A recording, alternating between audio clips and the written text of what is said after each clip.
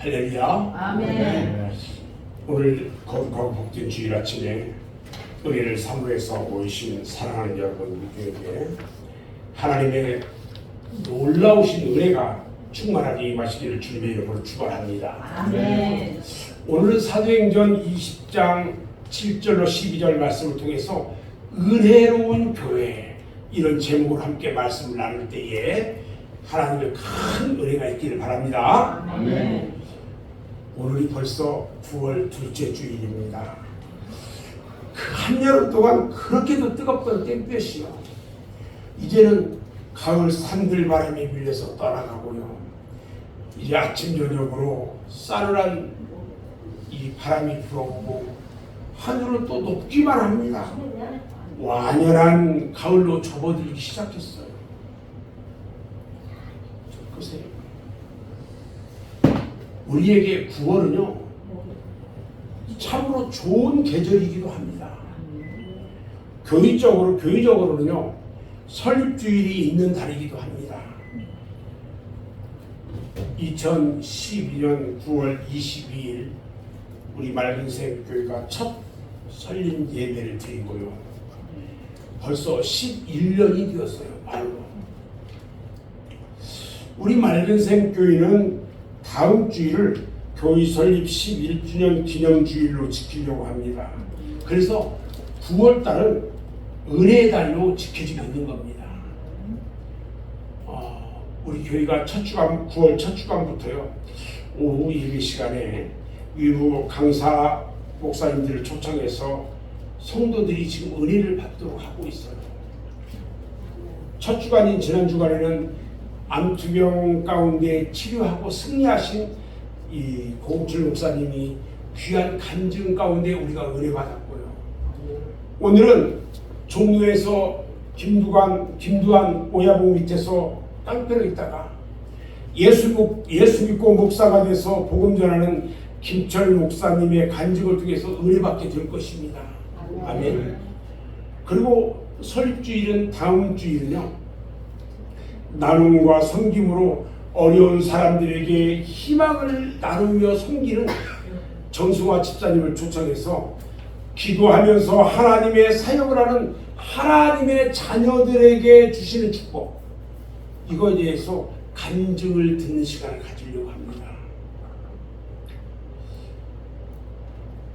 시간마다 기대가 됩니다. 아멘. 이제 오늘 말씀을 통해서 우리는 초대교회 당시에 아시아의 드로아 교회에서 있었던 일을 기록한 내용을 통해서 은혜 받으려고 합니다. 오늘 말씀을 보았던 것처럼 그 당시에 사도 바울은요 제3차 선교 여행을 마치고 마게도냐를 떠나서 예루살렘으로 돌아가는 길에 배를 타기 위해서 항구 도시인 드로아에서 한 주일 동안 머물렀었어요. 드로아는요 에게해 북서쪽에 위치해 있는데 거기가 어디냐면 현재의 터키의 일부예요.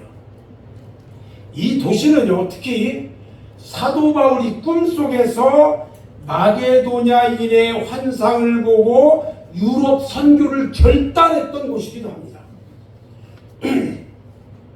사도 바울과 그 일행은요 안식 후 첫날 곧 주일을 맞이해서 드로아에 거주하는 그리스도인들을 방문해 가지고 함께 예배를 드렸어요. 사도 바울은 성령의 계시로 이번 여행이 아시아의 이방인 교인들을 자기가 만나볼 수 있는 대면하는 마지막 기회가 될 것으로 알았어요. 그래서 드로아 교회의 이방인 신자들을 다 대하는 그의 마음은요 각별했어요. 그리고 그의 설교는요 고별 설교의 성격을 띠고 있는 아주 한없이 진지했던 설교였던 거예요. 이러한 사정을 드로아 교회 성도들도 마찬가지로 받아들였어요. 그들이 사도 바울을 앞으로 또 다시 만나볼 수 없을지도 모르겠다는 그런 생각을 하게 된 거예요. 그러면서 지금 와 있을 때 한 말씀이라도 더 듣기 위해서 정신을 집중하면서 경청하는 거예요. 저녁에요. 사도 바울의 강론이 시작됐는데 밤중 늦게까지 계속됩니다. 모두들 그런데 시간 가는 줄을 모르는 거예요. 사도 바울의 한 6시간 정도 설교하면서 하는데 그 시간을 사람들이 막 정신을 집중해서 들었다는 이 말씀을 딱 보면서 저는 나도 저렇게 좀 했으면 좋겠다. 그런 생각도 듭니다. 그런데 한 가지 불상사가 생겼어요. 좋은 일이 있을 때 꼭 안 좋은 일이 생겨요. 그 교회에 유두고라고 하는 청년이요, 3층 창문에 걸터 앉아서 졸다가 그냥 3층에서 뒤로 넘어져서 떨어진 거예요. 내려가서 일으켜보니까 죽었어요. 사람들이 막 깜짝 놀라서 웅성웅성합니다. 그러자 사도 바울이 1층으로 내려가서 유두고 위에 엎드려서 그 몸을 안고 말합니다. 떠들지 마라. 생명이 저에게 있다. 죽지 않았다. 할렐루야.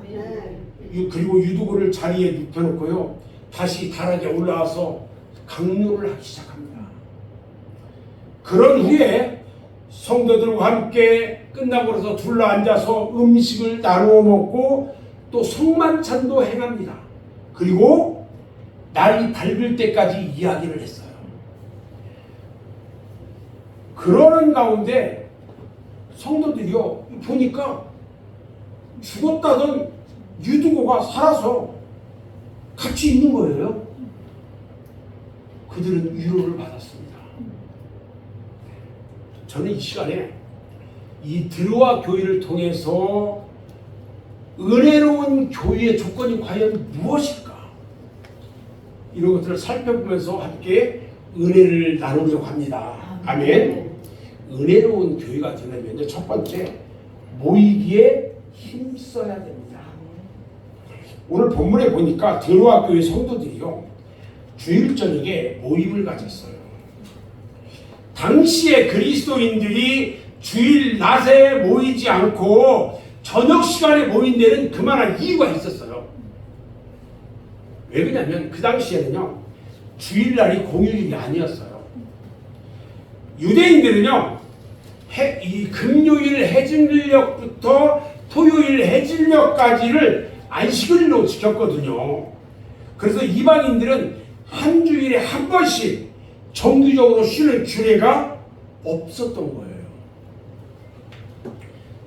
그러다 보니까 주일날 시간에 예배 모임을 갖지 못하고요, 아무것도 할 수 없었어요. 그래서 그러다 보니까 하루 일과를 다 끝마친 밤 시간을 이용해서 이들이 모였던 거예요.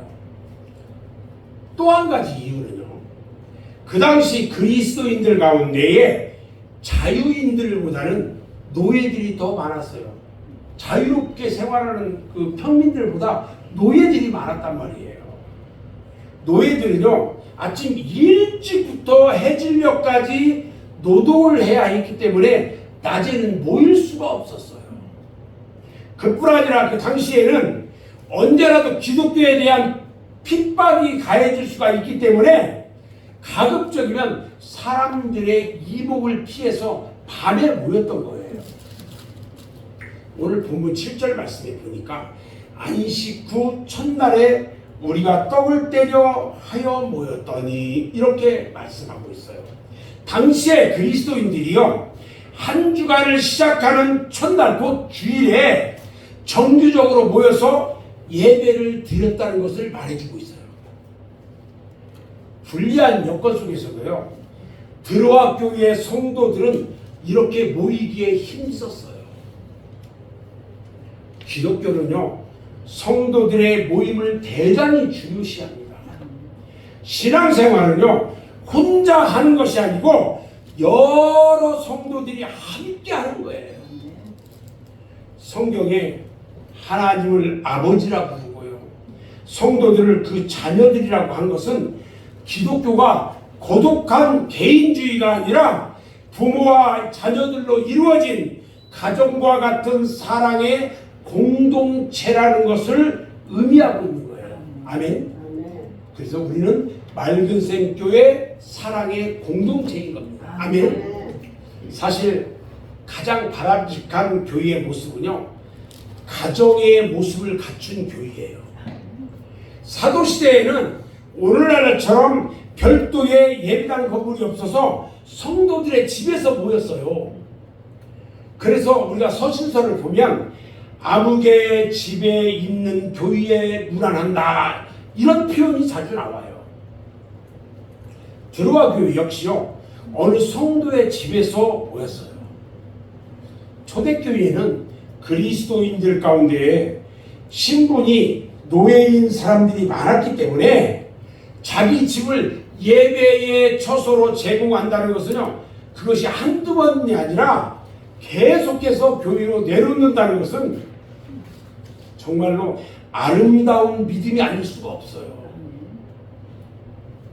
하루 종일 중노동에 시달리다가요, 안식구 첫날 저녁이 되면 빠짐없이 교회로 모이는 그곳에 하나님의 은혜가 임했던 거예요. 아멘. 오순절 성령께서 강림하신 것도요, 성도들이 마가의 다락방에 모여서 합심하며 기도할 때에 임했던 거예요. 성경에 예수 그리스도를 교회의 머리라고 하고요, 교회를 주님의 몸이라고 한 것 역시 교회는 개인적인 것이 아니라 여러 성도들의 지체가 돼서 서로 연합한 신앙의 공동체라는 것을 우리에게 말해주고 있는 거예요.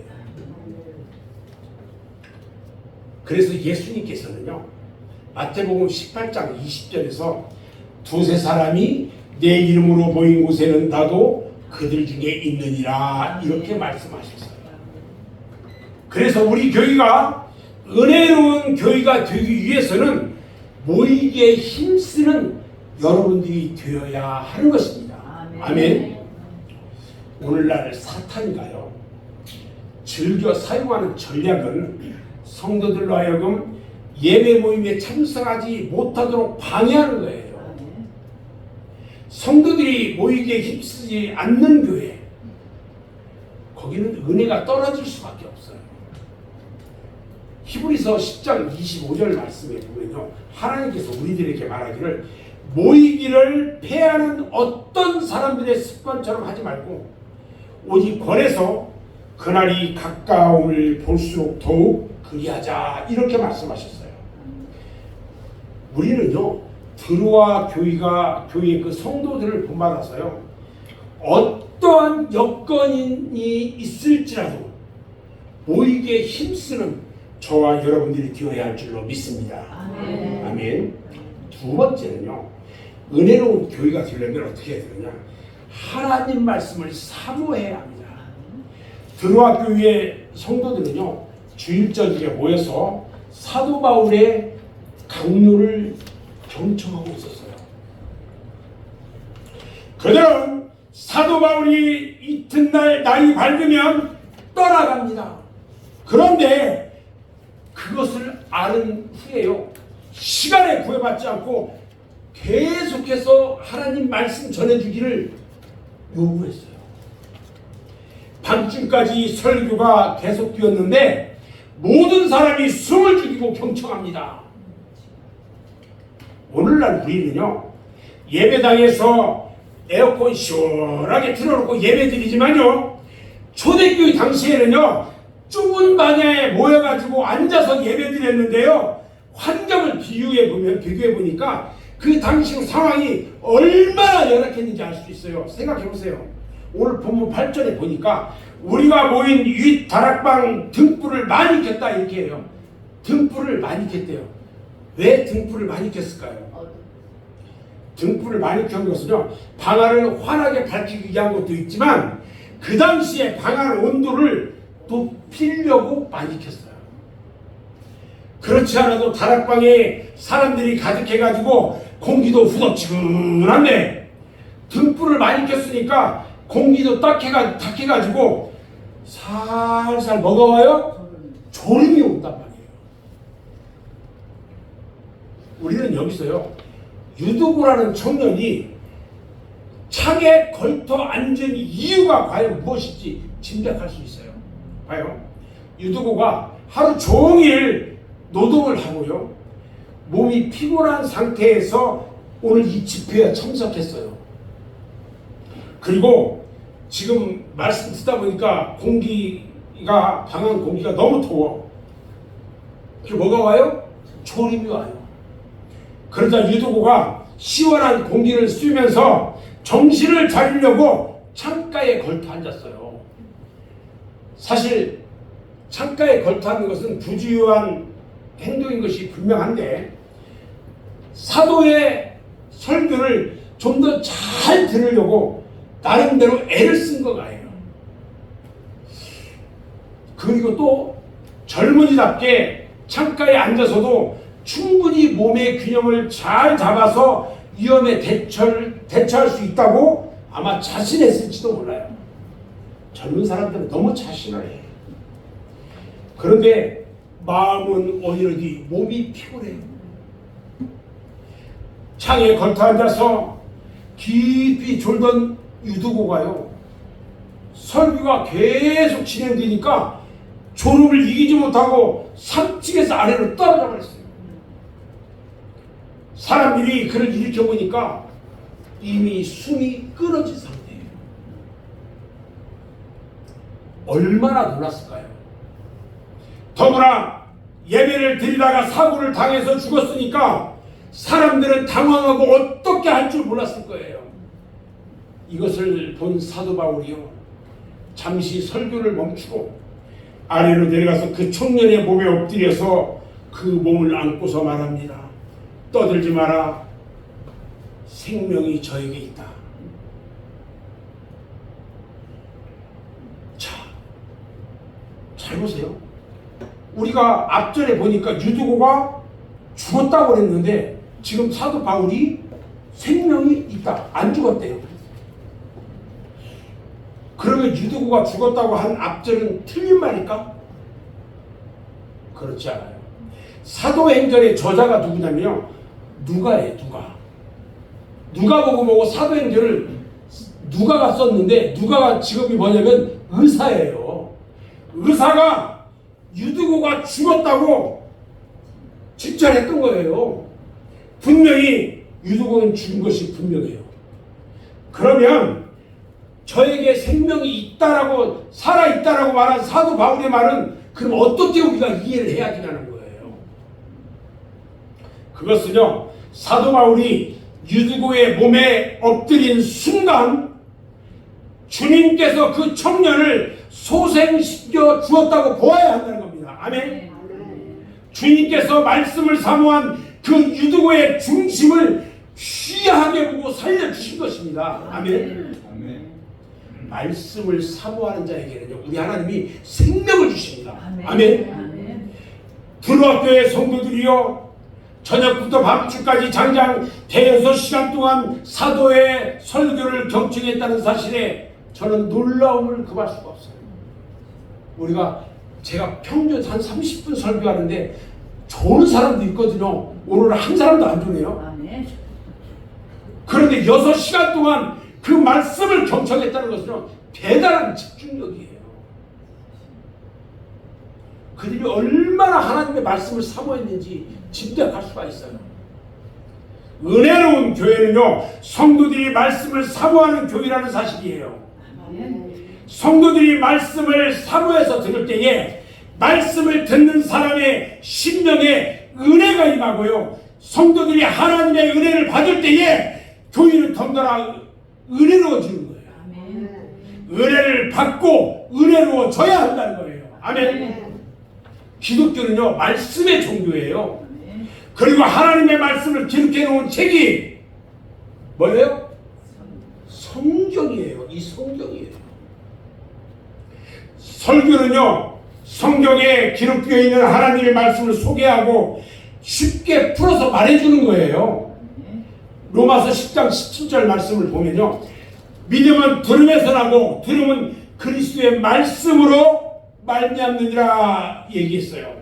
이 구절처럼 믿음은 그리스도의 말씀을 들어야 생겨나는 겁니다. 아멘. 그냥 교회도 안 오고 말씀도 안 듣고 나는 왜 신앙이 별로 잘하지 못할까, 이런 이야기하는 사람이 있어요. 주님의 말씀을 들을 때 말씀이 그 들음으로 인해서 마음이 뜨거워지는 거예요. 그리고 구원의 진리를 깨달아 알게 되는 것입니다. 아멘. 히브리서 4장 12절 말씀을 보면 하나님의 말씀은 살았고 운동력이 있어 좌우에 날선 어떤 검보다도 예리하여 혼과 영과 및 관절과 골수를 찔러 쪼개기까지 하며 또 마음의 생각과 뜻을 감찰한다, 이렇게 말해요.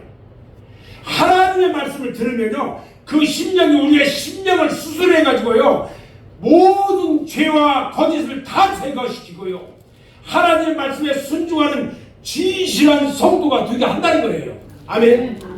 여러분, 예수 믿고 질병에서 고침받았다는 사람들 많습니다. 온전히 말씀을 믿을 때에 내 안에 있는 모든 질병이 떠나갈 줄을 믿습니다. 아멘. 아멘. 우리가 하나님의 말씀을 듣고요, 말씀대로 살아갈 때에 우리 삶 속에 말씀의 능력이 나타나는 거예요. 아멘. 그리고 어떤 시험이나 핍박이 와도 이기는 승리자가 되는 거예요. 아멘.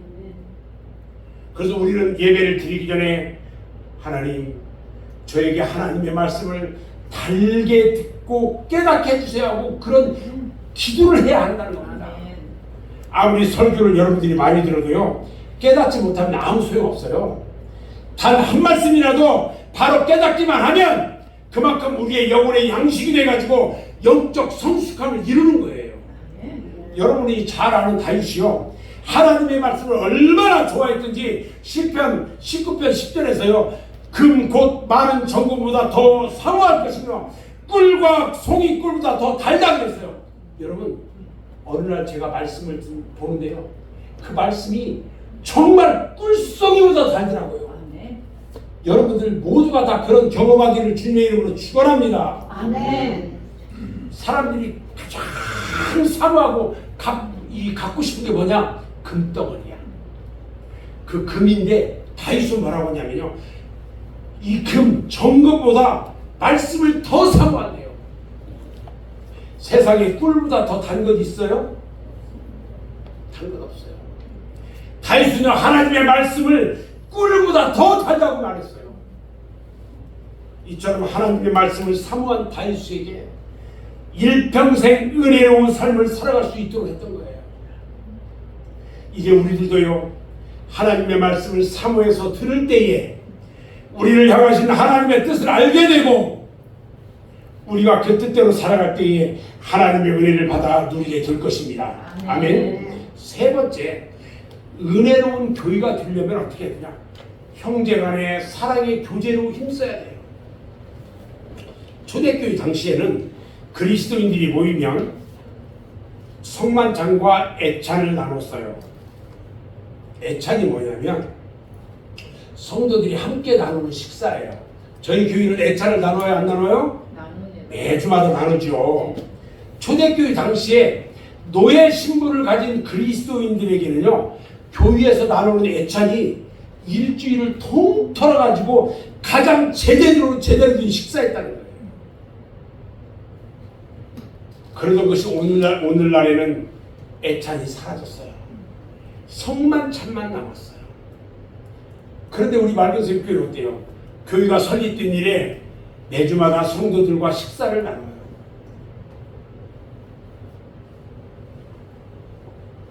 이 초대교회 당시에 교회에서 점심 식사를 지어가지고 나누는 것은요, 단지 점심 한 끼를 먹는 것보다 성도들끼리 서로 마주 대하고 앉아서 음식 교제를 갖고 사랑의 교제를 나누고 여기에 그 목적이 있었던 거예요. 꼭 음식을 나눠 먹지 않더라도 성도들 간의 교제는 반드시 필요합니다. 그런 점에서 주일날 교회에 나와서 예배드리고 나서 성도들과 인사를 나누기 전에 바쁘게 집에로 돌아가는 것은 바람직하지 않아요. 그렇게 하면 형제들 간에 믿음의 형제들 간의 교제가 이루어지지 않아요. 여러분, 하나님의 나라는요, 성도들의 교제 가운데서 일어나요. 교회에서 믿음의 형제들과 사랑의 친교를 나누는데 힘쓰는 그런 성도들은요, 늘 은혜로운 가운데 살아가는 것을 우리가 볼 수가 있어요. 교회는요, 성자들이 오는 곳이 아니라 주인들이 와서 새 사람으로 변화받는 곳이에요. 아멘. 또 교회는요, 완전한 사람들이 오는 곳이 아니라 부족하고 연약한 사람들이 와서 주 안에서 온전하게 되는 곳이에요. 따라서 주님을 알고 주님을 믿고 교회의 일원이 되었다고 할지라도 하루아침에 성자가 되거나 완전한 사람이 될 수 없기 때문에 말과 행동을 통해서 부족함과 결함이 드러날 때가 있다는 거예요. 때로는 성도들 간에요, 말과 행동으로 상처를 줄 수도 있고요, 시험에 들게 할 때도 있어요. 이러한 현상은 옛날 초대교회 당시의 교회만 그런 것이 아니고 사도들이 생존해 있던 그때도 마찬가지였어요. 우리가 알아야 할 것이 있는데 그건 뭐냐? 우리는 교회 안에서 믿음의 형제들 간에 갈등을 통해 가지고 연단을 받고 성숙한 신앙의 인격을 갖추게 된다는 거예요. 서로 부딪히면요, 모난 성격이 다듬어지고요, 또 자신을 되돌아보기도 하고요, 서로 간에 더 깊이 이해하게 될 수 있다는 거죠. 한 집에 여러 형제가 있으면요, 때로는 다투기도 하고 미워하기도 합니다. 그렇죠? 그런데 친형제들이잖아요. 싸웠더라도 곧장 마음을 열고 풀어요. 교회도 이와 비슷한 점이 있어요. 교회에 속한 성도들은요, 다 하나님을 아버지로 모신 자녀들이에요. 주 안에서 성도들은 영적으로 한 형제가 되었습니다. 그래서 성도들은 주 안에서 얼마든지 서로를 이해하고 용납할 수가 있어요. 가정에서요, 언니와 형이 동생들을 보살펴 주는 것처럼 교회에서도 성숙한 성도들이요, 연약한 성도들을 보살펴 주는 거예요.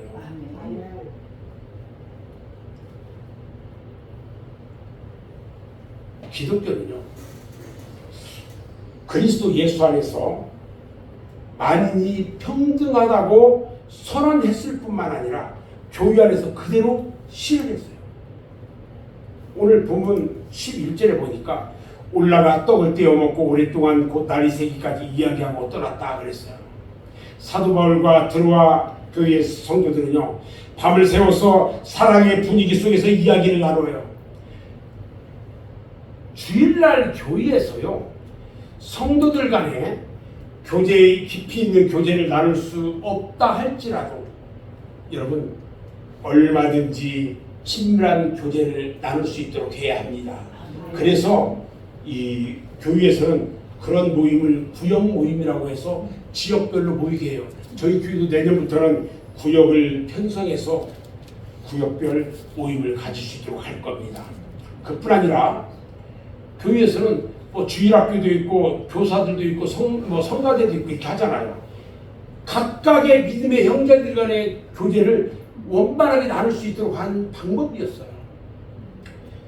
세상 사람들은요, 만나면 세속적인 이야기를 하면서 시간을 보내요. 여러분, 그런 이야기는 아무것도 유익하지가 않아요. 그리스도인들은요, 이야기를 나눌 때에 주 안에서 나누어야 합니다. 예수 믿는 사람들은 예수 이야기 빼고 하면 안 돼요. 여러분, 깨끗하고 고상한 이야기, 한문으로 말하면 청담, 이런 이야기거든요. 한자로. 그리스도인들은 깨끗하고 고상한 이야기를 차원을 넘어가지고 항상 은혜롭게 나눠야 한다는 거예요. 아멘. 아멘. 오늘날 우리나라의 방방곡곡에 수많은 교회가 있어요. 교인 수가 수만 명이 넘는 대형 교회도 있고요.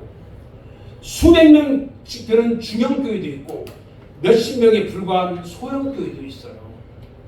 크고 화려한 예배당을 가진 교회도 있고요.